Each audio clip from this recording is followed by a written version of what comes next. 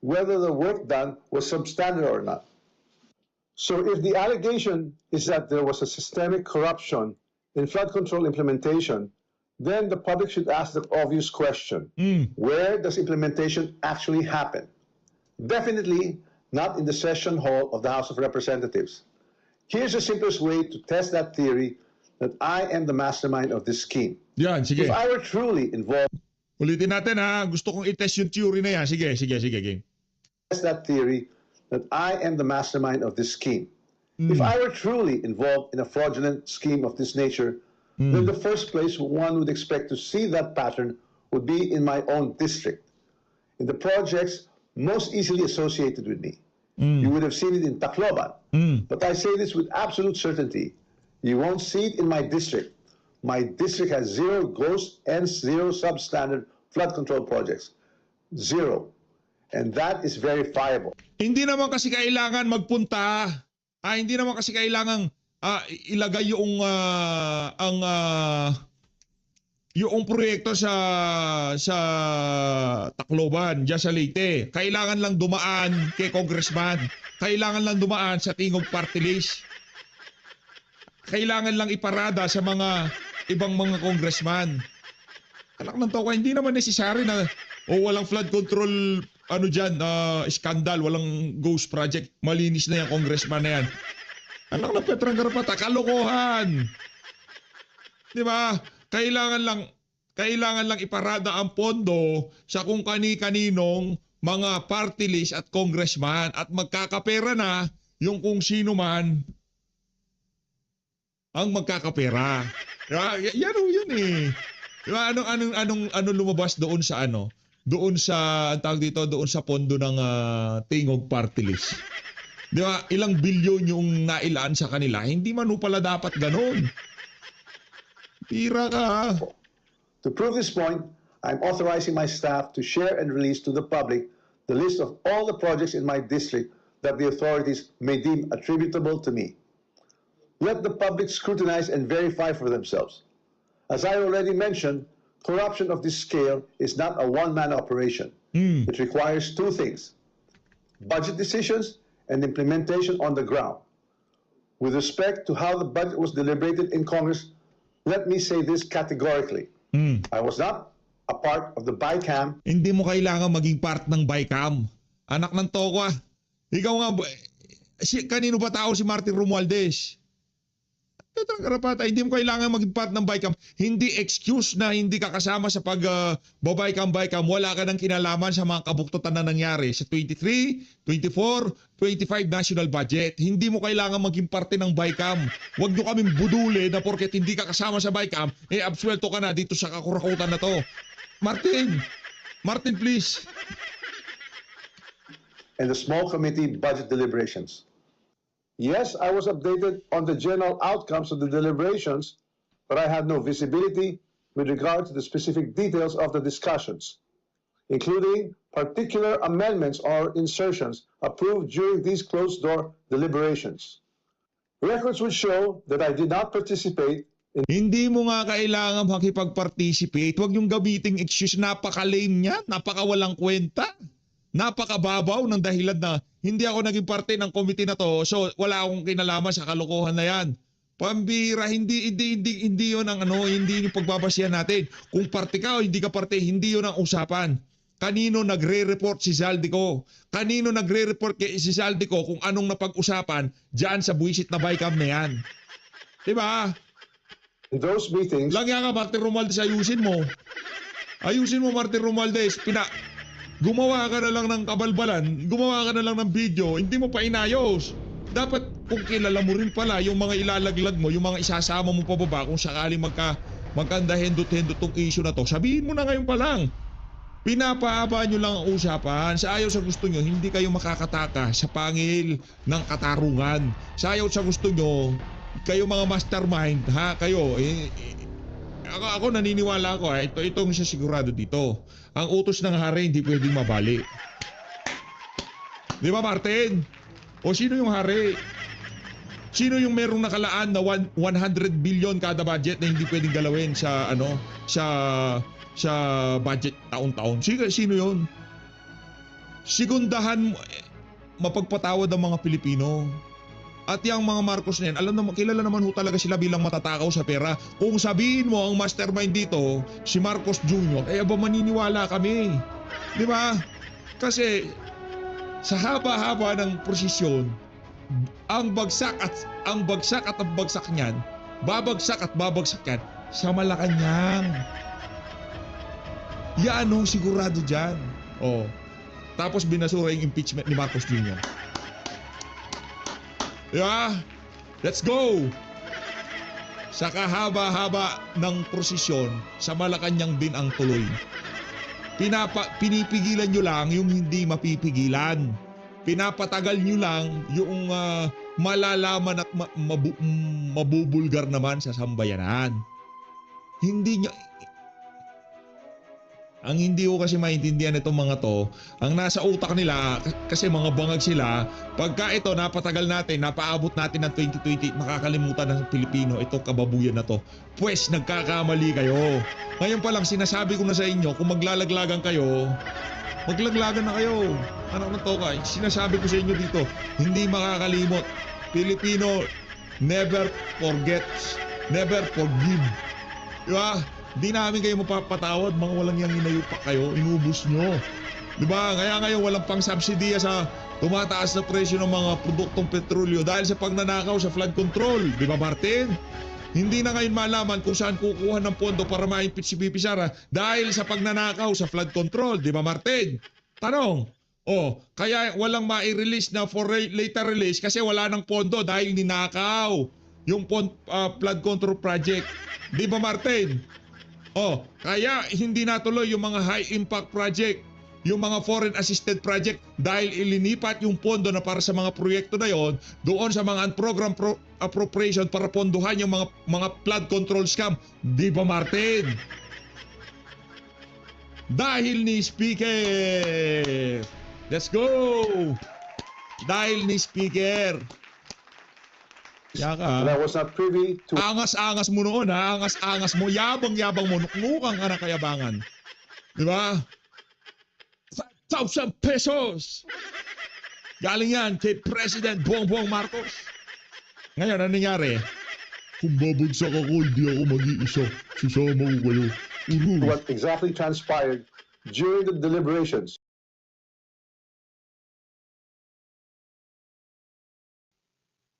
Rekta ho tayo sa opening salvo nitong si Luis Tro. Continuation ho ng hearing dyan sa Injustice Committee sa House of Representatives kaugnay ng impeachment nitong si Vice President Sara Duterte. Pero bago ho yan, isang like at isang subscribe. Masaya na ho tayo dyan at sa mga gusto sumali sa ating community, yung join button nandyan lang ho sa baba. Bago ho natin umpisahan ang mga kaepala nitong si Jiggy Luis Tro, gusto ho muna natin ni mega love shoutout ang ating mga kasama dito sa PH.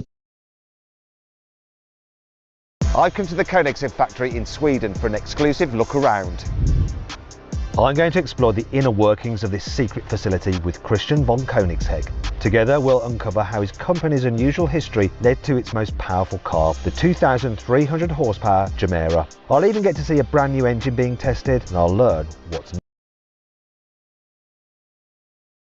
next for Koenigsegg.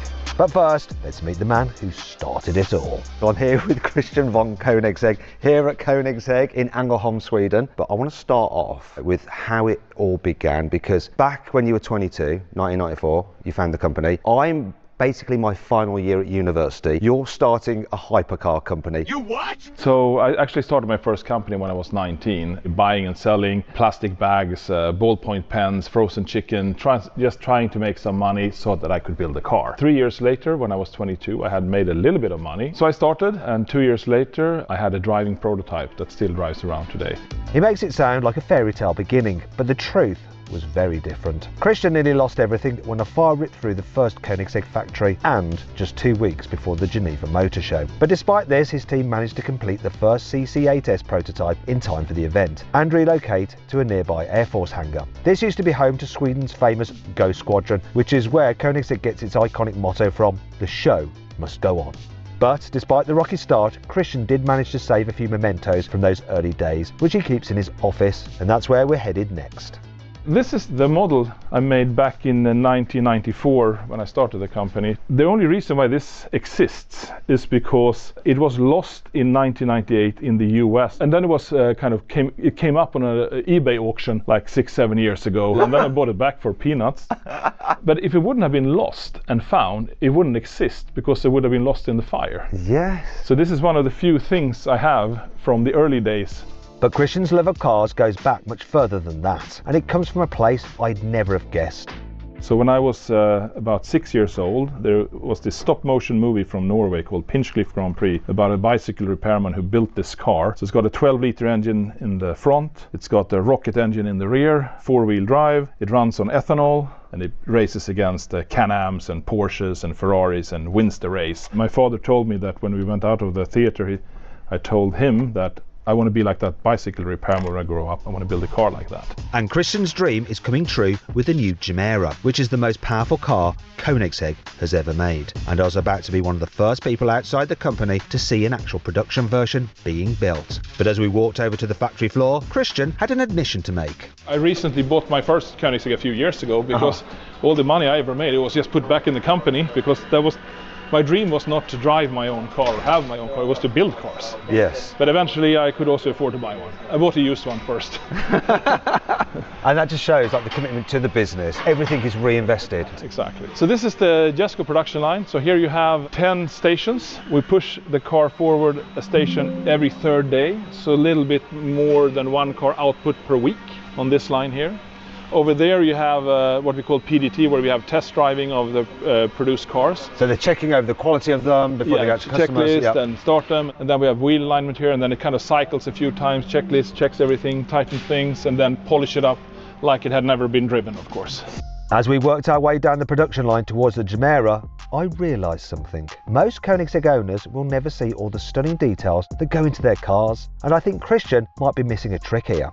It's quite interesting actually looking at your cars, because when you look at the three big like hypercar makers, Bugatti, I think of Pagani, and I think of you guys, and you've all got like this slightly different approach. And I say Pagani is very much about like the design aesthetic. Sure. You see all the beauty and stuff. Of course. And you guys actually have like similar levels of beauty. You just hide a lot of it away. Yeah, it's underneath the skin. I mean, is that kind of Swedish? Is that a Swedish mentality? I guess it's just we're equally focused on everything, not only that. Maybe we're going to show it a little bit more in the future, because there's so much beauty hidden underneath. So this is interesting here. We've got a much more finished car, and I like this colour. It's beautiful. Wow. Our finish, we take no hostages. If you're used to looking at paint, you push your eye along that surface. There is no orange peel? There is no orange peel. We drive our painters insane with our I've just got a new Porsche. It's quite orange peely. Look at, I mean, this is a negatively curved surface. This is almost impossible. Positive are easy to make. Then we have this very particular Koenigsegg finish we call K&C. So if you run your hand up and down on this, you actually feel the fibers. So this is not only not lacquered, it's also wet sanded away the thin epoxy layer that comes from the production process that everyone else would keep. So it's the purest form of carbon fiber we can imagine. We do entire cars unpainted like this in K&C. And that obviously adds cost, doesn't it? Yeah, because it's the level of perfection and craftsmanship is insane. The last time I experienced anything like this attention to detail was when I visited Toyota's GR factory in Japan, where they build the GR Yaris. Koenigsegg is obviously on another level, but there's something quite Japanese about Christian's approach to building cars. And that wasn't the only thing, as I realised when he was showing me around a partially built Jesco. And, I noticed you've got a Seiko watch on. Yes, yes. Do you like Japanese products? I do, actually. I like the precision engineering of Japanese. I like Japanese cars, I like Japanese technology. Yeah. What's your favourite Japanese car? I guess it's my MX-5 Miata, just because it was the first sports car I ever bought when I was 19, and I still have it after having sold and bought it 3 times over the years, and always paid more to buy it back. Still very little money, of course. I've had it for some years now, and it's just memory lane, no power at all. Yeah. Is that 1.6 N8? Yeah, first generation, the black car. Do you still drive it now? Every summer. Miata is always the right answer. I've got an MB. Right, okay. Jack's got an NC. Nice. Yeah, we have actually, Daniel, how many people have Miatas here in the 20 employees have Miatas here, exactly. So it's a very popular car. But the new Chimera is about as far removed from a Mazda MX-5 as you can get. After all, it has 4 seats, 4-wheel drive, a twin-turbo V8 engine, and a hybrid drive system that combined produces 2,300 horsepower. Here we have the Gemera production line, where we are still mostly building test cars, but we have the first customer car on the line. The very first? Yes. Okay, so if you're lucky enough to be the very first customer of a Gemera, here is your car. Is this one? Not this one, okay, it's over that at is the not your start car. of the line. Right. So how many test cars do you build? Depends. The Gemera we did the biggest, I think it was like 15 test cars. 15 test cars, Yes. 300 production cars. Yes. And what do you do? Like many manufacturers, they crush their test cars. Obviously, you're not going to do that.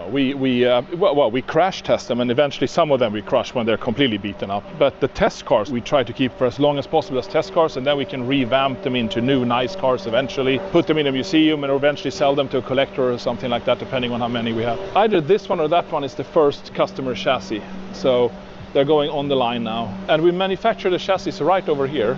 Oh, they're actually in the process of making one right now, so we can have a little look. So all carbon fiber tub. From axle to axle, it's 65,000 Newton meters per degree torsional rigidity. So it's the highest of any car I've ever heard. In the stiffer chassis you have, the softer suspension you can have with the same degree of control. The reason why it's so stiff is because we have this huge opening with no B-pillar that we needed to reinforce a lot for side crash because there's no B-pillar to help you. So we need to make this opening so stiff because it's the biggest opening on any production car in the world, as you can see over there. And that ended up also making the monocoque a little bit stiffer than even we thought we needed. Like you said, it's the biggest opening on any car. And any passenger car. Production car, Yeah. passenger car. Unless you have vans, sliding doors or anything like that. Because you get in through one door. Yeah, exactly. So you can sit in the car in the showroom. So you open the door, you can parallel park this far away from another car, Yeah. and you can jump in two 2-meter persons, or 4 actually, but from one side, two 2-meter persons simultaneously without moving the seat with one door. And this is a great example of Christian's unusual approach to designing cars. He's more like an inventor than a pure engineer, and he loves to get involved with every single area of developing a new car, including manufacturing parts that no other car maker would dream of, as I found out when he showed me some fully built Gemera prototypes. Here we can see some of the test cars of the Gemera. And this is your most powerful car, isn't it? Yeah. So you make a lot of the components yourself. So then, what about where do you source the motor from? You don't make that yourself, do you? The e-motor. Do you? Oh, we do. Yeah. What? Okay. We don't do make the batteries. Oh, we do. We do. Okay. We don't make the cells. Okay. Yes. The cells we collaborate with manufacturers. Sometimes they can adapt them a bit to us, but usually we can find something suitable that we then create our packs and modules, and then we put our BMS, our cooling system, our safety systems. But the e-motor and inverter we build absolutely from So scratch. you wind We wind the coils. I'm happy to show you the production Yes. line. It's 5 minutes away from here in another building. So we have a facility where we can produce 5,000 e-motors per year. Actually. Uh-huh. Are you a bit of a control freak, Christian? Yes, I think so. Yeah, so this is another test car. So when you say test car, these are the ones that you're developing, so you go out and test different components on them? Yeah, absolutely. We do endurance testing, we do winter testing. This one. So it'll all go back together again, you'll get it out there on the runway. Try a new part, check something out, put some test part in, run it hard, take it out. So things like that. What's the quickest recorded in one of your cars? How many kilometers an hour? 452 or 57. Is it the fastest production car in the world? As far as we are aware, meaning a car that a customer can buy and drive and that's capable of that speed. The other brand's record seems to be like a more of one-off pre-production stuff that you don't give in the hands of the owners. It's the Jesko Absolute, isn't it? No, it was the Agera RS actually. Oh, was it? Yes. It's still the Agera. So that was yeah, 2017. Yeah. The Jesko Absolute we haven't proven the top speed of yet. Right, it's theoretical then. Yes. Okay. We are hoping to have a tire capable of doing this in the near future. So that's kind of the thing we're waiting for, to be able to prove how fast it can be. And this is why Koenigsegg keeps hold of so many prototypes like this Jesko Absolute. They're all being used to test new developments, which could be rolled out to customers months or even years after their cars have been delivered. But before we take a look at some of the incredible engineering that goes into these cars, I wanted to ask Christian some important questions. So Christian, out of all the cars you created, which is your favourite? Not necessarily in terms of outright performance, the one that means the most to you. I get that question quite a lot, and then I always start thinking about that car is nice like this and that, but I think it's very simple. The first one is absolutely not the best one and not the most beautiful or anything, but it was the impossible becoming possible that made everything else possible. So therefore I enjoy it the most. Which one do you actually own though? A CCR. A CC8. And CC850. For me, CC850. Yeah. I just love the look of it because I love the look of the CC8. Yeah, the original, Yeah. the OG. I love that. Attack or Absolute? From a beauty perspective, absolute, and practical as well, since you can have luggage, and it's a little bit more softly sprung. Around a track, of course, an attack, more downforce, stiffer, and if you like to go to the track on the weekends and on the road on normal days, attack is maybe better, but this is amazing on the track as well. It's more driftable, because you have less downforce, it's more softly sprung, so it's super fun on a track. You can look like a drift hero with it.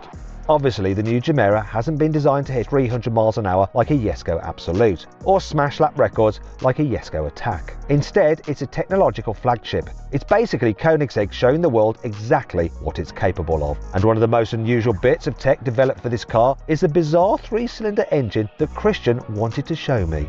So where are we now? Now we're in hangar 4, which is one of our 2 prototype hangars, and in this corner of the hangar we have the free valve development department. Almost every internal combustion engine ever made uses a camshaft to control when the intake and exhaust valves open and close. But Koenigsegg has developed a new kind of engine that can independently control each valve using pneumatic, hydraulic and electromagnetic actuators. These can precisely control how much air enters the cylinder at any time, which means the valves themselves can replace the butterfly valves you get in traditional throttle bodies. And this means there's absolutely zero delay when you hit the accelerator. Free valve engines also have the potential to reduce emissions in a pretty unusual and quite violent way. We can turn the engine into a flamethrower at cold start with the help of the valve timing to heat up the catalytic converter like this. And 90% of the emissions from a combustion engine comes the first 20 seconds before the catalytic converter is warm. So if we can warm that up in 7 seconds instead of 20, you sort of half your emissions on a driving cycle. So here is a test rig, so you have the actuators up here. Yeah. So it's a 2-liter 3-cylinder with 600 horsepower. And I can see the valves in there. Yeah, normal valves. So there's your inlet. Yeah. Or is that exhaust? That's inlet, and then you have the exhaust here. Yeah. So then you get rid of the chain drive or the belt drive, so the engine is a bit shorter as well. It looks like a straight 6 because it has 6 pipes in the header manifold, and 1 pipe from each cylinder goes to one turbo, and the other pipe from each cylinder goes to another turbo. So up to 3000 RPM, we only open 1 exhaust valve and force all the exhaust gases to 1 small turbo. So we get full spool up at 1700 RPM. We have 600 Newton meters at 1700 RPM from a 2-liter 3-cylinder engine. That's free valve. Yes. Wow. That's the same torque as a 3-litre twin-turbo straight 6 in a new BMW M2, but 1000 RPM earlier in the rev range. So this engine sounds like a win-win situation, but there's a catch. Despite appearing in the original Jumeirah show car, Christian decided not to offer the free valve engine in the production version. Instead, it's getting a 5-litre V8. So what changed? Well, before we can answer that question, I wanted to learn a bit more about these incredible V8 engines. So your first car had a Ford engine, didn't it? Actually, the first car had an Audi engine. Oh, okay. The absolute first one. The CC? The CC. And we hoped to buy engines from Audi, and they said yes first, and then they said no after we built the car. And then I found another engine in Italy, a flat 12-cylinder boxer engine that we built the whole car around and put in. But then I realized this modular platform from Ford, overhead camshafts, modern. It was just a good starting point, I felt. Then we did our own connecting rods, pistons, camshafts, put supercharging on it, dry sumped it. So like maybe it was 40-50% Ford parts and the rest very custom. And we got out 655 horsepower of the first homologated one, and then up to 800, but that was it for that. So for the CCX we started casting our own blocks and then our own heads, and then we moved on from there. So and there's something special about it. Haven't you got the lightest crankshaft or something? We can have a look at it here.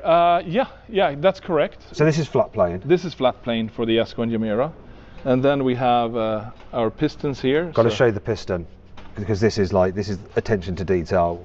No one's going to see this, right?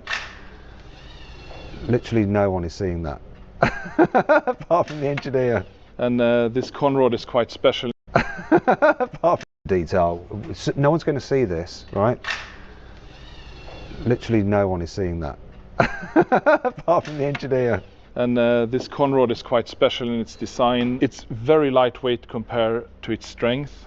And if you look here, I don't know if it's a bit tiny text to read. Okay, so there's a little message on it. It's impossible to lead by following, therefore I am different. No one's seeing that, Christian? Apart from the engineer. So Koenigsegg is famous for doing things differently. How do you decide, yes, we'll do that one, no, that's harebrained, we're not going to do that one? And what things have you said no to? I think it's a quite a fluid process. It's like one thing leads to another with the Gemera. Like halfway down the development cycle of it, one engineer put the Jesko V8 in and it didn't fully fit, but I kind of walked past and said, hang on a second, how is that possible? That should not fit there. Oh, it kind of does and it kind of doesn't. So no, I can't unsee that. You know, what would that mean for the car? It's like, how is that even possible? And then we had developed the LST for the Jesko and started getting super fascinated of what a game changer that transmission was. And then, hang on a second, if we wrap this around and do this, we can make this most exciting car on planet Earth, and it happens to be a four-seater. We just cannot not do that, even though it means it will prolong the project a bit. But Christian didn't make this decision alone. First, he had to speak to everyone who bought a build slot for the Gemera to make sure they'd be happy getting a 5-litre V8 instead of a 2-litre 3-cylinder engine. And you know what? Almost all of them said yes. I wonder why. But even though the engine was almost fully developed at this point, Christian realised the entire layout had to be completely redesigned, or else the whole V8 Gemera project would be dead on arrival. Hey guys. Hello. So here we can see this is a Gemera Hot V engine. So the difference between the Gemera and the Jesko is that to squeeze in the V8 in the Gemera, we needed to make it narrower. So we could not have the exhaust on the side here. So we flipped everything around, made new heads and changed a lot of things and put the exhaust up top and then a different kind of flush intake on the side to squeeze it into the Gemera. So the new heads, new intake, new exhaust, new dry sump, new turbos, new intercoolers, new controller. But the actual combustion chamber process is very similar in timing, so fundamentally combustion wise is very similar. So this is hooked up to the dynamometer there, which is... Yeah, this is an engine brake dynamometer, so we can brake up to 2,000 horsepower here. So. And what you're running this one on at the I don't know, what fuel is inside now? Currently we're on 95. 95. This is standard, so this is if you're filling up just pump fuel. Yeah. And are you about to run it up? We're about to start. Yeah, cool. The timing is perfect. They want to see a graph. Can we get like a good old school dyno 95 octane graph. Yes, we can show something. It is cold, so we'd have to heat it up first. So let's see how it behaves, an actual real cold start. So that's the fans, the extraction fans. Yeah.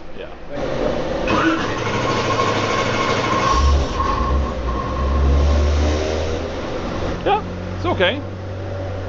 But in the production car, it'll start much faster because you'll use the... Yeah, because, well, not only that, here you have a big weight in the dyno. On the Jesko and the Gemera, there is no flywheel, so boom, does this. Oh yeah, there's no flywheel? Yeah. And all the kind of funny sounds is these kind of pipes and exhaust here rattling a bit, so... So we're going to let it warm up, yeah. Then we're going to come back and we're going to plot a dyno graph to see how much power it's producing on normal 95 pump fuel. While we waited for that, I wanted to check out the workshops next door, which is where new prototype components are developed. And it's also where Christian's team is literally reinventing the wheel. So here we're coming into our carbon fiber department. This is where you test, you build up new parts. So what are they doing here, for instance? A hollow carbon fiber wheel. And this is part of a development, is it, rather than production? Yeah, let's ask. For which model is this? Which car? Yes. Am I allowed to say? It's a new one. Okay, yeah, no, you can't. Exactly. It turns out this new wheel design was for the Koenigsegg Sedan Spear. I got to check out this lighter, more powerful version of the Jesko Attack for myself a few months later at the official reveal. But when I was visiting the factory, the whole project was completely top secret. Yeah, luckily it's not easy to see what it looks like. It's a new wheel. But this is interesting. If we're allowed to show, we can blur it out if we need to. How you have your buck that you're working round, and then you're laying the carbon fibre layers on to produce the wheel. Then you'll take this metal bit out, obviously. Yes. How long does it take to make one of these? Probably 3 or 4 days. So you're working on this for 3 or 4 days? Yeah. And you're basically using the carbon fibre sheets, which they're are pre-cut and marked here, you can see, so you have a certain order to put them in. And how often do you have to go back and like, oh, I laid that one a bit wrong? Pretty often. Really? Yeah. It's like, it's such a low tolerance, so it's like everything needs to be perfect. So all these pieces here are for that individual wheel? Correct. And the pieces already put on there, of course. So how many pieces in total make up a wheel? 650 individual carbon fiber pieces going into one wheel over around 3 days from one operator. So then you can count how many people we need to be to build our wheels. Yes. And you can see that this one piece is part of the spoke. So there's a few pieces for the spokes there. Look at that, and you can see the design of it there. And this is for a secret car that's not yet been revealed. We have a patent for this. We call it air core. So you can see this is a cutout of a Riviera wheel. It's not the same design, but that's basically how it's made. Same principle, exactly. So you see it's hollow inside here. Here you actually have the wheel nut. Yeah. So we clamp the wheel nut straight into the hollow carbon fiber, which was deemed to sort of be impossible before we did it. And in terms of like longevity of these wheels compared to like a magnesium wheel, you know, you hit a pothole or something like, how do they cope with that? Metals kind of fatigue from every kind of input, whether you're getting close to the stress limit or not, while composite doesn't. So that's one thing. Secondly, through pre-testing and real-life testing, what we have noticed is that when you hit a pothole severe enough to dent your aluminium wheel to the point where all the air leaks out, nothing happens to this. So therefore inherently safer. But high strength and looking cool aren't the only reasons why Christian developed these wheels. The biggest advantage they have over conventional alloy wheels is weight. We're talking about 4 kilos lighter per wheel, 16 kilos lighter car, but then it's unsprung. So that means that when you hit the bump, you go back to contact the ground quicker. So you can also have softer suspension as a result. But then you have the gyroscopics effect as well for steering. I mean, these are gyro spinning that counteracts steering feel. So less mass means better steering feel. On top of that, when you're accelerating, you have to spin up all this mass. It's a flywheel. And then when you push the brakes, you need to break down the energy in the flywheel. So you get, apart from the car being lighter, you get faster acceleration and shorter braking distance and better steering feel and more contact to the ground due to the less mass. So when people are like buying a sports car, and they might think, oh, I don't need magnesium wheel, I don't need common brakes, so I'm not taking it on track, actually the benefit will really benefit how the car feels to drive just in normal situations. Yes. I mean, it should be set up for it, of course. The positive impact of performance and sensory input is massive. So if you care about that, it's a high value. All these carbon fibre components have to be cured in massive heated chambers called autoclaves. These heat up the parts under high pressure, which makes them stronger, lighter, and gives them a better surface finish than a normal industrial oven. But this is where my tour of Christian's high-tech factory took a slightly unexpected turn. So, autoclaves. This one is kind of funny, you know. Autoclaves are in the car industry seen as like the holy grail of manufacturing and the pinnacle and aerospace and so on. This is a re-threading tractor tire autoclave from the 60s that we rebuilt, found in a scrapyard. You found it in a scrapyard? Wow. To buy a new autoclave of this size, we have 3 of them in Spain. They're around like 400,000 euro.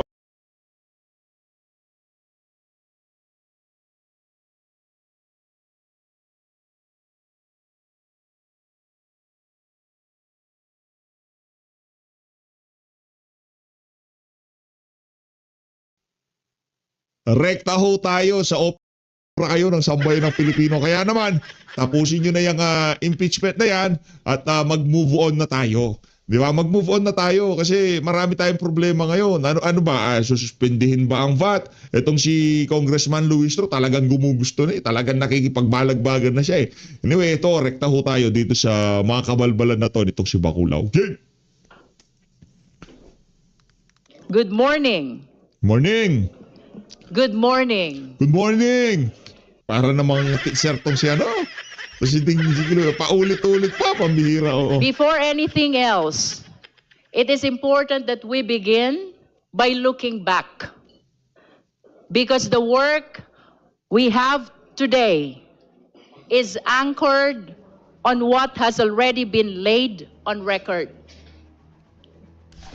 Noong nakaraang pagdinig, April 14, we began by affirming our constitutional mandate, our exclusive power to initiate all cases of impeachment. Nasa atin ang unang galaw. Yan. Nasa atin ang direksyon. Yan. At hawak natin ang beat. Yan sinasabi ko. Dapat meron ho siyang quotable statement, di ba? Para ika nga mag-viral siya sa mainstream media at social media. Eto na, pinagba-viral na kita. Banatan nyo na ho dyan sa comment section itong si Baculaw. Pambihira. Di ka na nagsawa pa ulit-ulit. Hawak nyo na yung beat. Sayaw kayo sabay-sabay. Pambihira. Ngunit nabanggit din natin na malinaw ang limitasyon ng ating papel sa yugtong ito. Hindi pa ito paghuhusga. Our task at this stage is simply to determine probable cause kung may sapat na batayan upang magpatuloy. As Congressman Benny Abante stated, sisilipin natin kung may usok. Yan si Benny Abante, mahilig manilip yan. Mahilig din magpausok yan.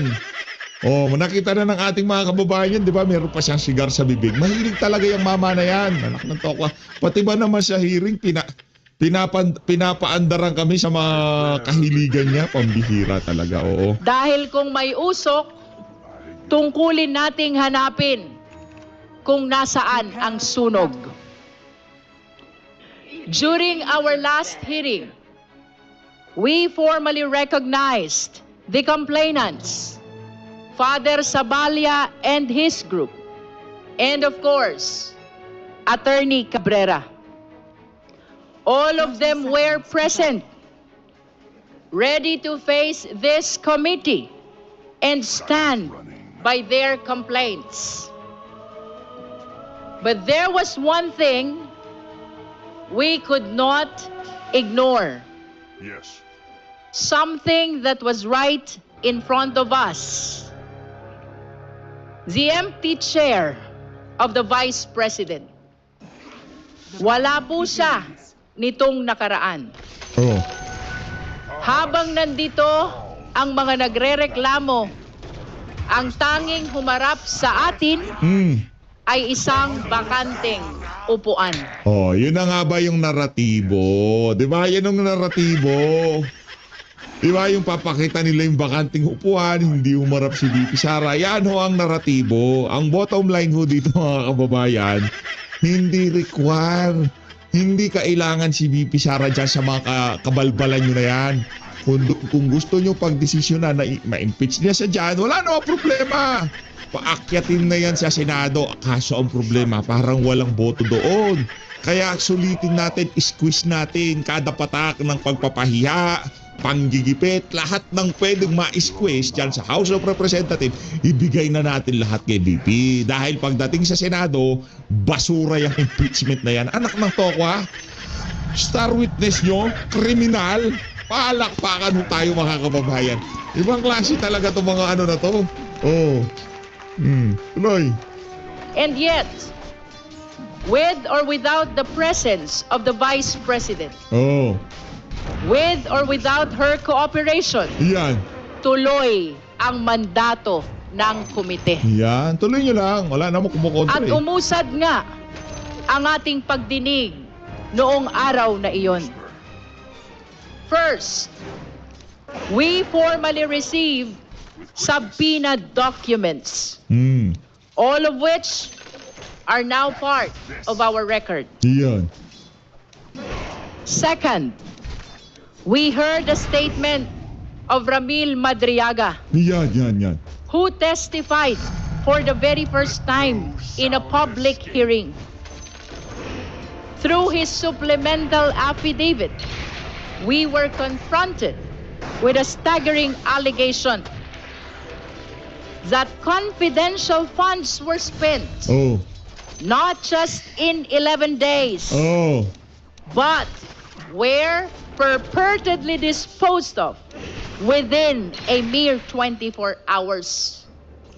Hindi 11 araw, sa halip Oh. 24 oras. Oh, yung 1 trillion na ninakaw sa kaban ng sambayanan sa pamamagitan ng mga maanumalyang flood control project. Ilang taong ginastos? Trillion yun, brad ah. Brad, trillion yun. I-divide natin sa 3 taon at i-divide natin sa kung ilang taon ang ilang araw ang isang taon. Alam mo ba ilan ang kalalabasan doon? Baka magulat ka dyan, baka, di ba, baka mabulaga ka kung gaano kalaki yun. Oh, sa loob lang ho ng 3 taon, trilyon ang nanakaw ng administrasyon ni Marcos Jr. Pero hindi big deal sa kanila. Pero okay lang yun sa kanila. Di natin sinasabi na hindi pag-usapan yung impeachment. Pagbotohan nyo na yan, saka natin pag-usapan yung mga kabalbalan ng amo nyo na si Marcos Jr. Bihira ka. Milyones na naubos Oh. sa loob lamang ng isang araw. Tapos sasabihin, Mabigat ang mga... tapos sasabihin nyo niyan, impartial kayo. Sasabihin nyo niyan na, kumbaga, binibigyan namin ng pagkakataon itong si VP Sara. Hindi ganyan umasta ang chairperson pagka sinabi nila na impartial sila. Yan pala nakikita ng kabayasan niya. Paano kayo dadalo ni VP Sara? Para kayong mga siraulo dyan. Pabihira, oo. Ito yung pagdinig na ginagawa nyo na yan, para yan doon sa mga Pilipino na mabilis mauto. Uto-uto. Madaling mabudol. Galit na galit sa mga Duterte kahit wala namang ginawang masama sa kanila ang mga Duterte. Yun. Sila yun. Sila lang ang mapapaniwala nyo dyan. Gullible, uto-uto. At yung mga galit na Pilipino sa mga Duterte na wala namang ginawang masama sa kanila, ang mga Duterte. Sila lang mapapaniwala nyo. Maliban doon, anak ng toka, kaya hindi bumibenta eh. Kasi iilan na lang yung mga uto-uto. Mga binitiwang salita ni Ramil Madriaga. Kalmahan At mo lang. minsan pa siyang Kalmalicious. naiyak. Wow. Habang- Kaya pala pinalagay mo sa record sa susunod na hearing ibibida mo yung pag-iyak ng inyong tagapagligtas noong nagdaang hearing. Pambihira ka talaga, bakulaw. Yan. Ito na ho mga kababayan. Next hearing alam ko na ibibida nitong mama na to. Itong mama. Mukha kasi lalaki, buwisit ka. Lalaki na Pilipinyana. Ang binabasa ang kanyang supplemental affidavit. To back his words, Back mo. he signed a bank waiver to prove that he has nothing to hide. Akala ko pa naman to prove na merong pumasok na pera na galing sa mga Duterte sa kanya, pambira. Nothing to hide lang pala anak ng Petrang Garapata. Ano pang i-hide niya? Nakakulong siya, madam. Wala na siyang i-hide. Nakakulong ngayon siya sa kasong kidnapping with matching murder, During one exchange, Congresswoman Janet Garin recalled the formerly controversy and could not hide her frustration upon hearing Ramil Madriaga's allegation that the Vice President's campaign may have been financed by formally an assertion that if proven further deepens the seriousness of the issues now before this committee. Third, and with the help of Congressman Joel Chua, we have adopted the records from the Committee on Good Government and Public Accountability. Adapt lang ng adapt.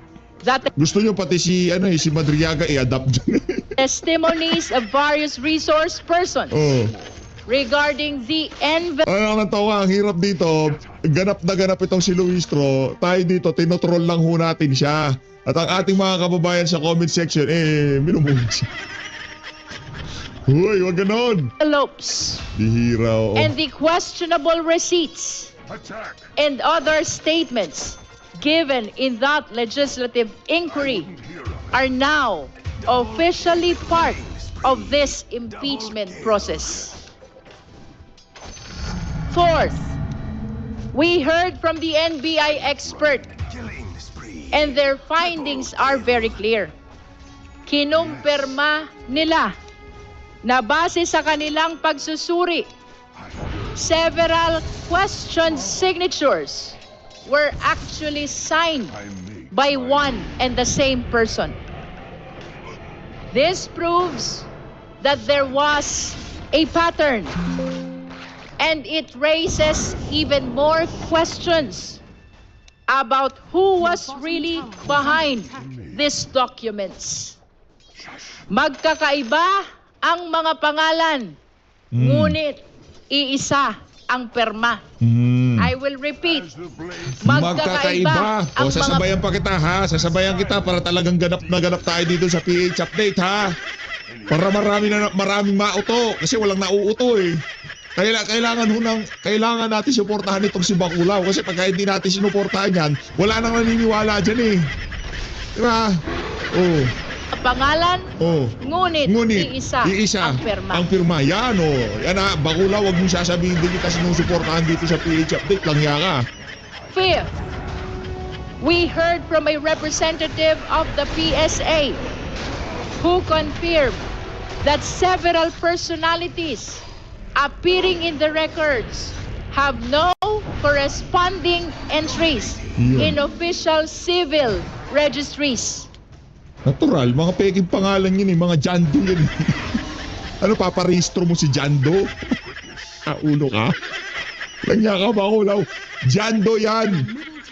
Pupunta kayo ng PSA para maghanap ng pangalan ng Jando. Mary Grace Piatti, hahanapin nyo Mary Grace Piatti, baka murahin kayo ng PSA. Kabilang Baculaw naman, dito oh. ang kontrobersyal na pangalang Mary Grace Piatos. Oh, Mary Grace Piatos! Mary Grace Piatos, palakpakan! Oh, yung huling bumanggit ng pangalan na yan, nagurgur na. Si Akop. Kung hindi pinaandar ni Akop yung mga kabalbalan niya noong mga panahon na yon. Sinabi na nga eh, Mary Grace Piatti. Sabi na ng Koba, Piatti ho. Pinagpilitan pa rin niya Piatos. Kaya mapahanggang sa ngayon, itong si Baculaw, Piatos pa rin. Brad, dahil mukha ka rin lang ng mga lalaki, Brad na tawag ko siya, Brad. Yung huling tumawag na Mary Grace Piatos dyan sa Mary Grace Piatti na yan, patay na. Kaya mag-ingat-ingat ka. Kaya ako, pagka binabanggit ko, Mary Grace Piatti ako eh, hindi Piatos. Diba? Hindi Mary Grace Piatti. Oh. Patay sa kanilang verifikasyon ay walang umiiral na PSA record. Si Mary Grace Piatos ay wala sa data ng PSA. Kasi nga Jando yung mga yan, mga fictitious name. Hindi totoong pangalan. Ngayon, pagka nagpunta kayo sa PSA, para natin yan, para kayo mga siraulo. Ito na nga nangyari. Para kayo mga siraulo.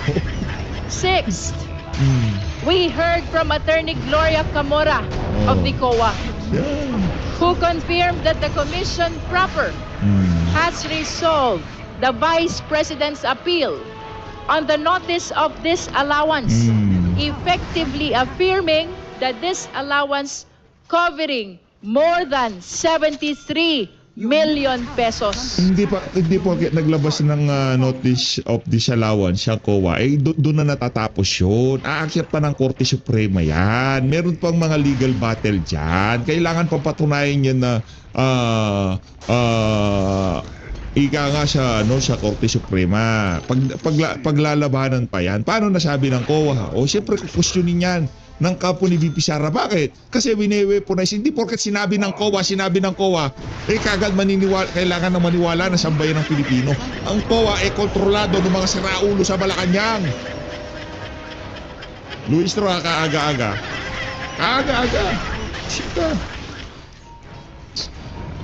She further disclosed that the COA has issued 3 additional notices of disallowance, indicating continued deficiencies in compliance. These developments lend significant weight to the financial irregularities under examination.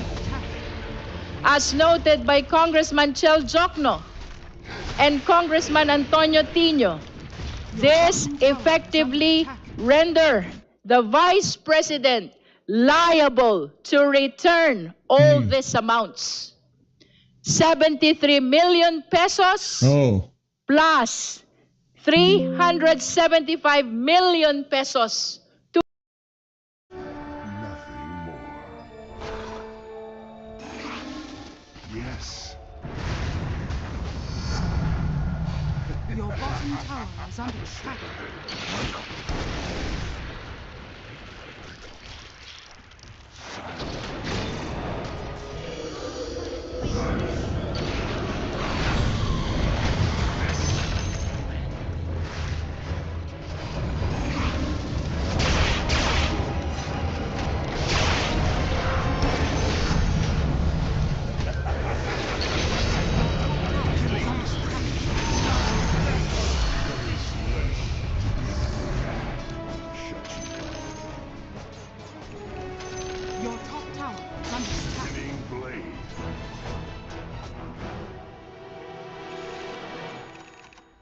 Your top tower is under attack. I go.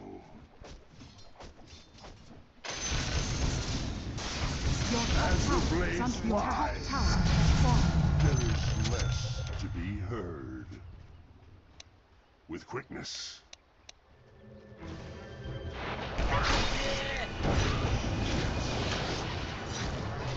My edge dulls.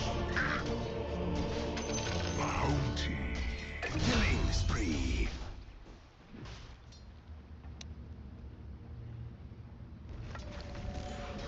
Radiant structures are fortified.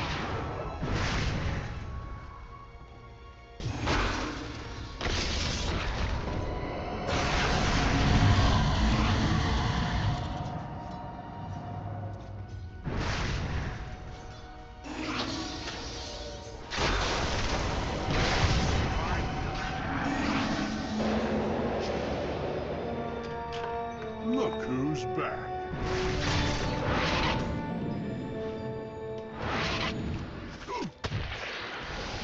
Yes. I cut a path. Silent. With quickness.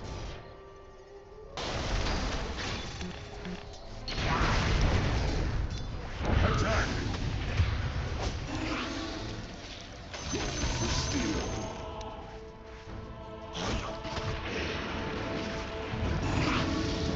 I make my move. A step ahead. Your middle tower is under attack.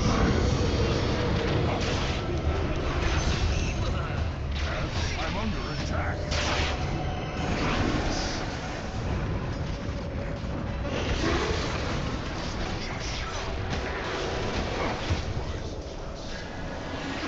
I go. Your middle tower is under attack.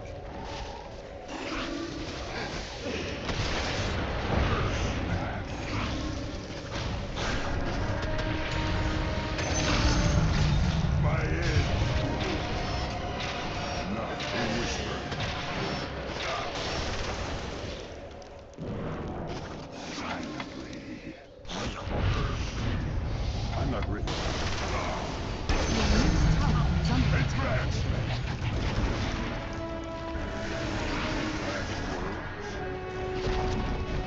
Your middle tower has fallen. Your middle barracks are under attack.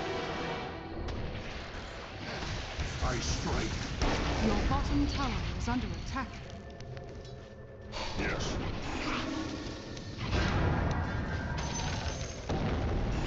Shut it. I go.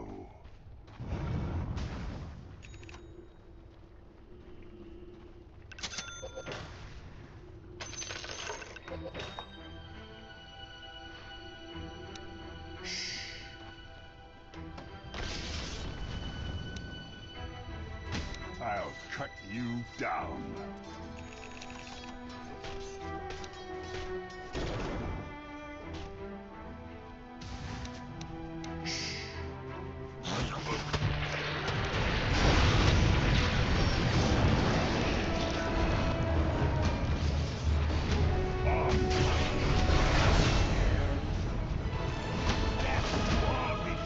Your bottom tower is under attack. Step ahead. Let no sound escape. I wouldn't hear of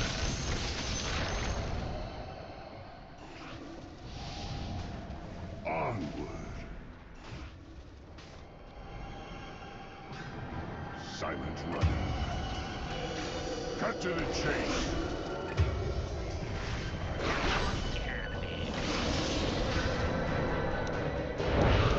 Spinning blade.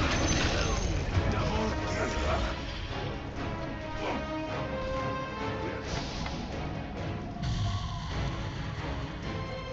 Yes. Yes. Silently.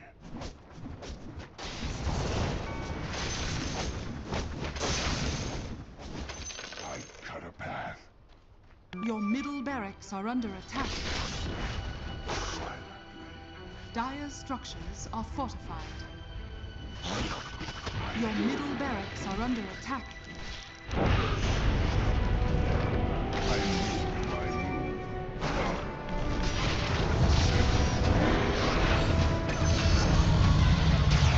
I'm under attack.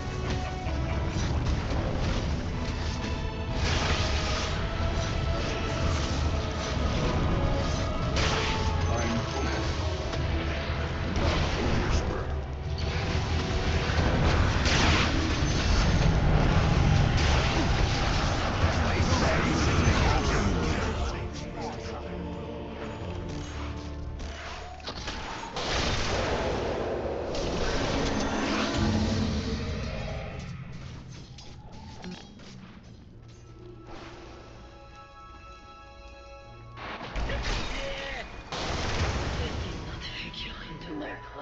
You never felt more shift, did you?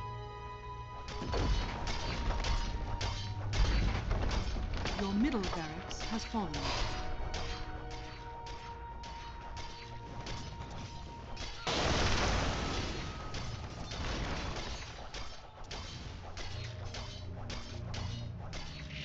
Your middle barracks are under attack. Your middle barracks has fallen.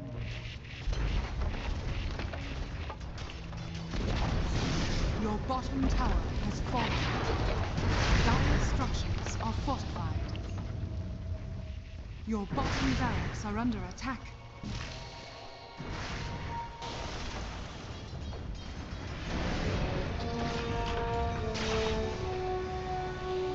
With quickness.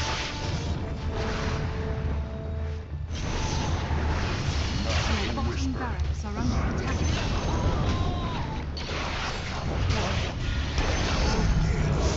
Silent.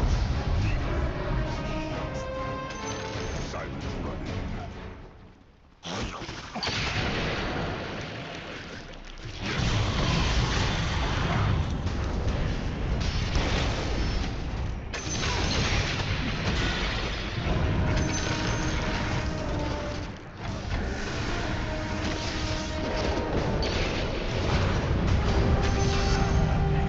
Exaltation. It's under attack.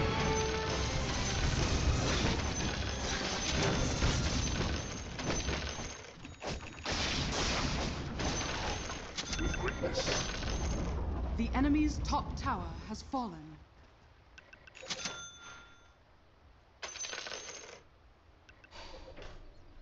Silently. Catch this. Radiant structures are fortified.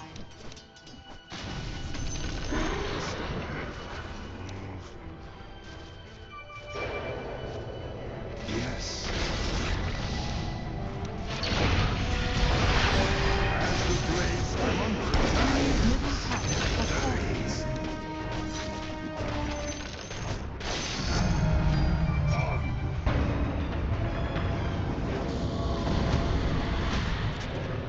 I go.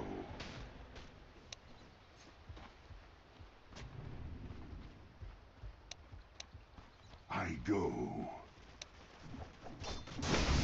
Shut it. I make my move. The enemy's top tower has been denied. Any last words? Shut it!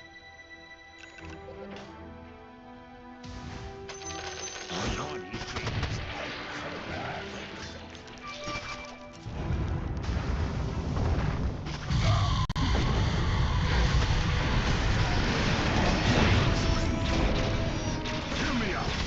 All is silence. You won't get out too soon.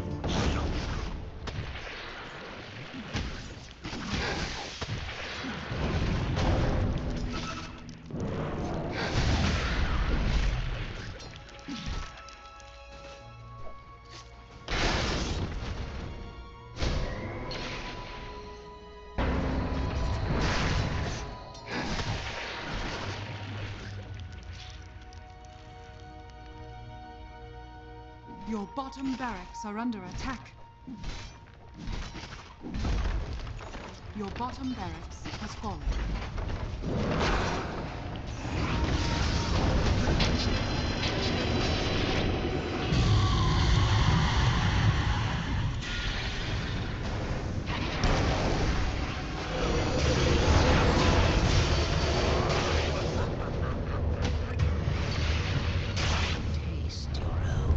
Your top tower is under attack.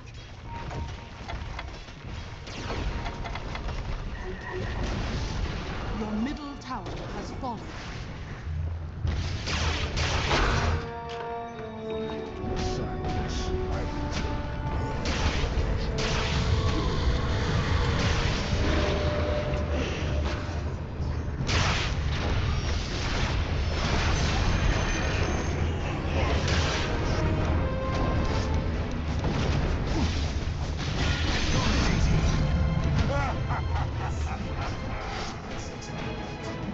with witness.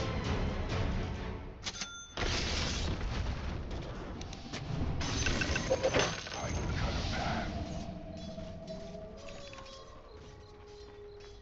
Yes.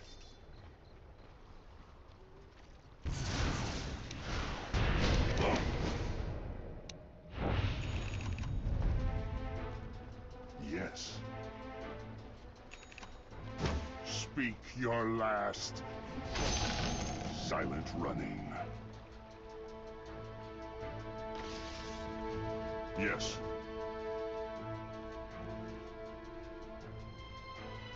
Onward. Silently. Small. I strike.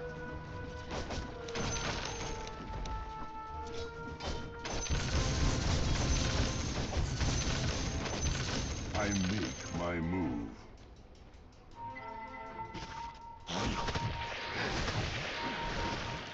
Silently.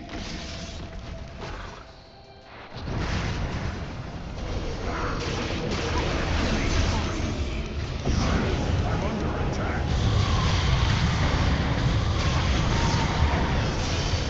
Hear my fate.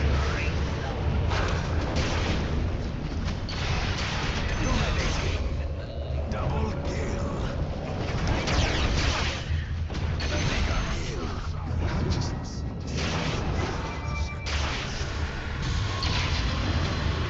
Killing spree.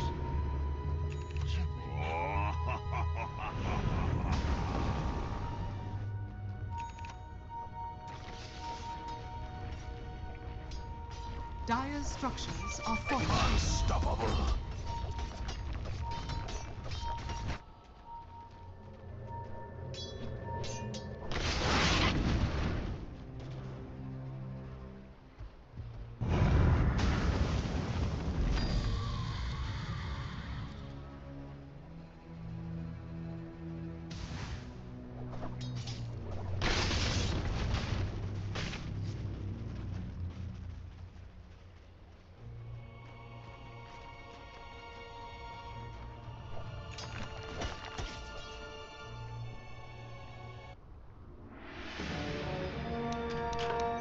Hush now.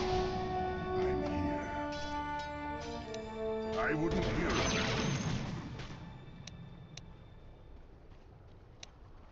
Shush. A step ahead.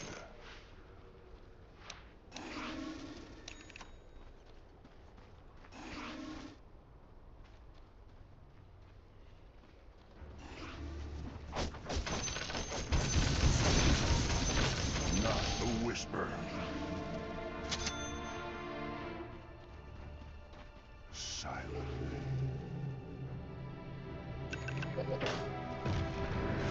Silent running.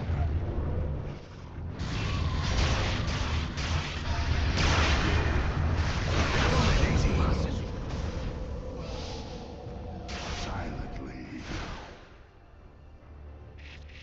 Your top barracks are under attack.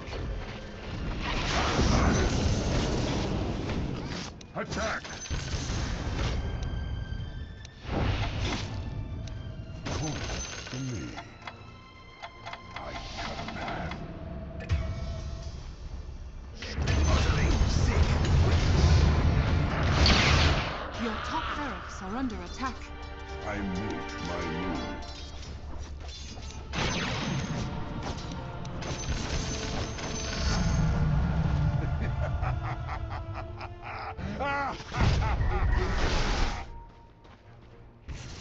Shut up!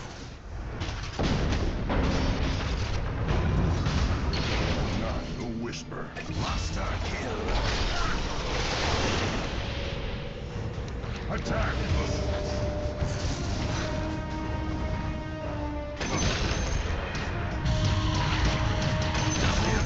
Your middle tower is under attack.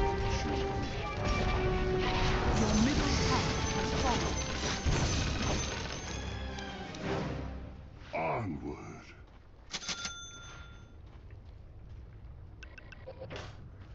Your top barracks are under attack.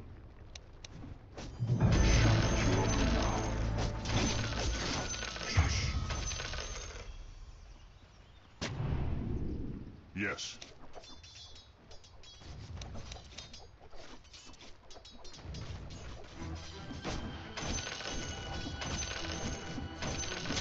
Step ahead.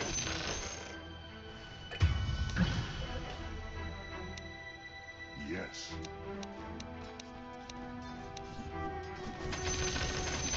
Step ahead.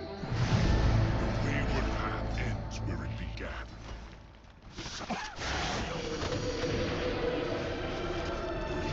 I'm under attack. Yes. Now my rage returns me to the silent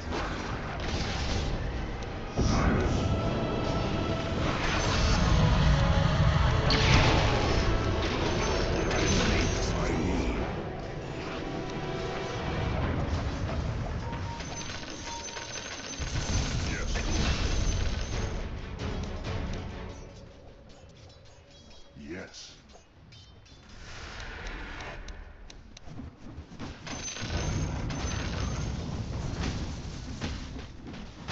With quickness.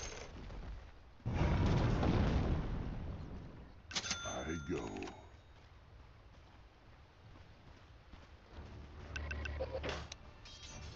Shut it! The enemy's middle tower has fallen.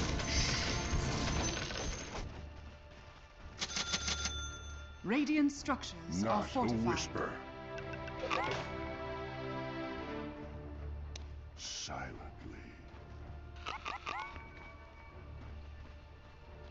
Onward.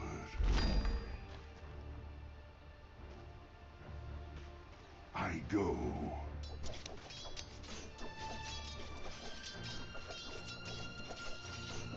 Silence is golden.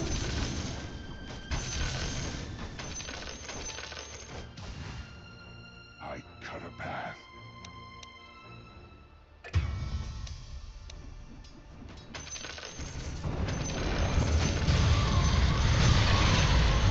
A step ahead. Catch this! Silent. Double kill!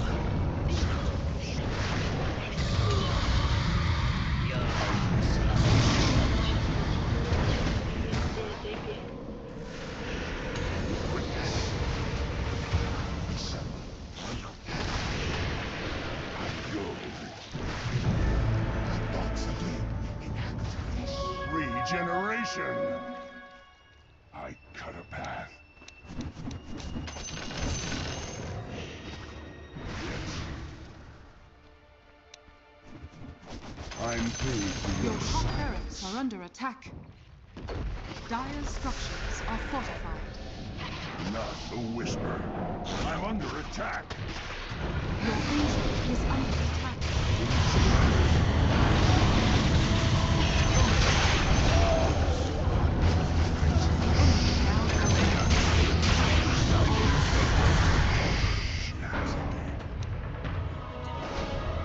Shut up. Double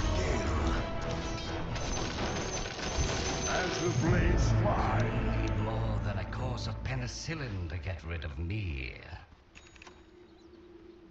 I don't even want to hear it.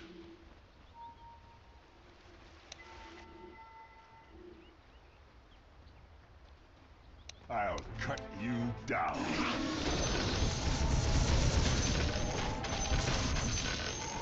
Any last words?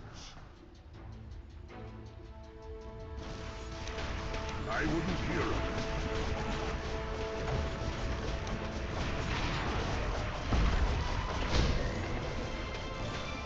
I strike. The enemy's middle tower has fallen. Small. The enemy's middle barracks has fallen.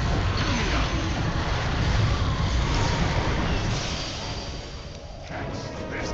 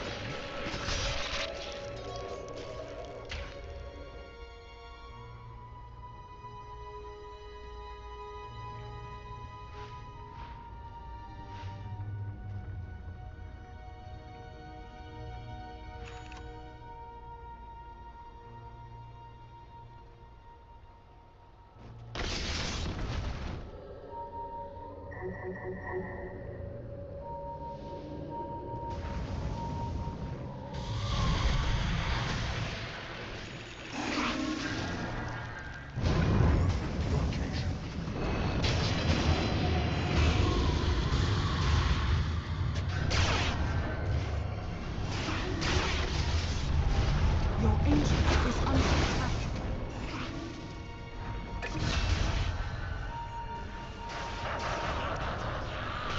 Your ancient is under attack. Did you hear something? I strike. I'm paid for your silence. Silent running. Onward. Spin. Your ancient is under attack.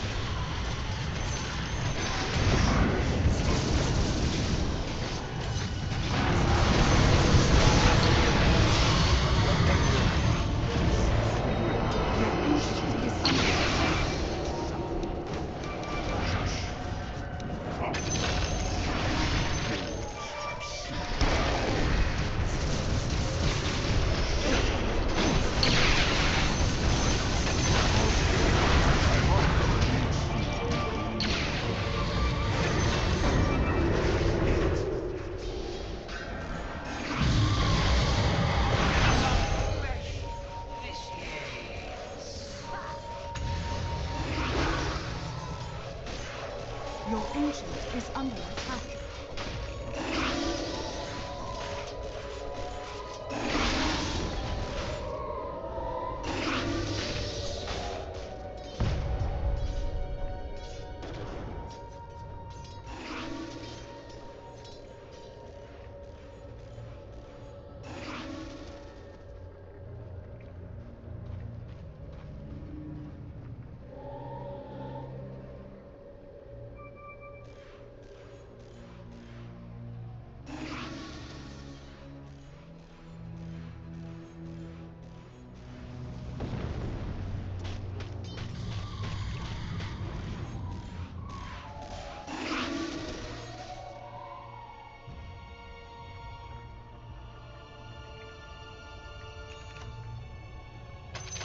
Earth's bounty.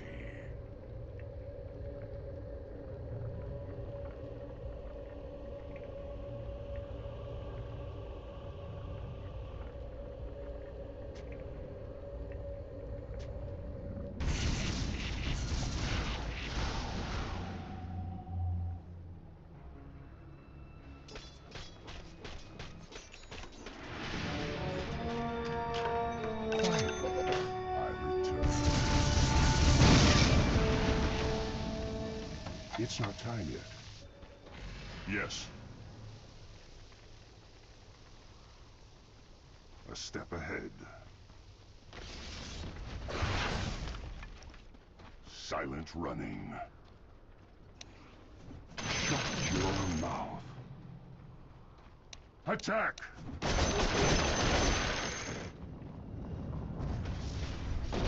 Yes. I make my move. Silent.